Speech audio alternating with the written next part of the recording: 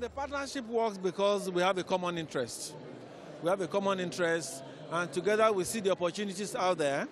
And when I say common interest, I mean, we're talking of banking, identity, we're talking of payments. We have a whole number of tools, technologies, and things in place now within the system that we believe the banking public will enjoy seriously. New ideas. Fintechs are all here. You know, the banks too are doing a whole lot, collaboration between banks and fintechs.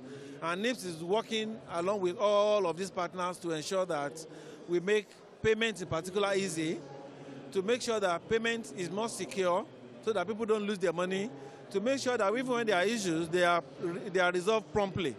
And that's the reason why this partnership is working. So a month ago, the CBN issued a circular restricting some transactions using the USSD platform to boost security. What are your thoughts on this? Okay, yeah, the circular is a very welcome one, very welcome, because before the regulation came, USSD payment was already moving. In fact, today, of all the channels of payment, USSD is about the most popular now. If you look at the transaction volume happening on USSD, it's growing seriously. And as it grows, we're beginning to see abuse. SIM swap became a problem. SIM swap, where somebody can just take your phone now, and before you know it, it takes the SIM, or in fact, it goes to a telco and pretend that it's you, and get another SIM on your number, and then somehow it deceives the system to get your PIN for your bank account and is spending your money. So what that will becoming rampant, so Central Bank has to come up to put some rules around that. So when the circular came, we all welcome it, because luckily, Central Bank did a whole lot of industry collaboration to put the circular together. Now the circular is saying you can't do more than 100,000 naira cumulative in a day on any USSD thing unless the solution provider can put two-factor authentication on it. And it's working because USSD is meant to be for micro payments, not too high payments. So we welcome it and we believe it will make the environment more secure. For those who use USSD as a means of payment, at least we feel more comfortable knowing fully well that, oh, okay, there's better protection now. The CBN and Nigeria in general has been on this drive towards the cashless society, and in the circular that NIBSS put out showing the cash statistics for the first quarter of the year, I saw that the volumes and values of cash transactions, ATM transactions especially, had gone down. Do you think that this is a stride in this? Do you think that this marks the success of this strategy, or can you tell me your thoughts on this? Okay, certainly. I mean, that clearly is a sign of success of the strategy. The cashless campaign started way back 2011 thereabouts, and from that time up to now, volume has been growing of e-payments, and volume of cash usage has been going down. And if you look at ourselves as individuals within the system, things have changed drastically. Gone are the days that you want to go to the ATM, collect cash to pay someone. People easily do instant transfers now.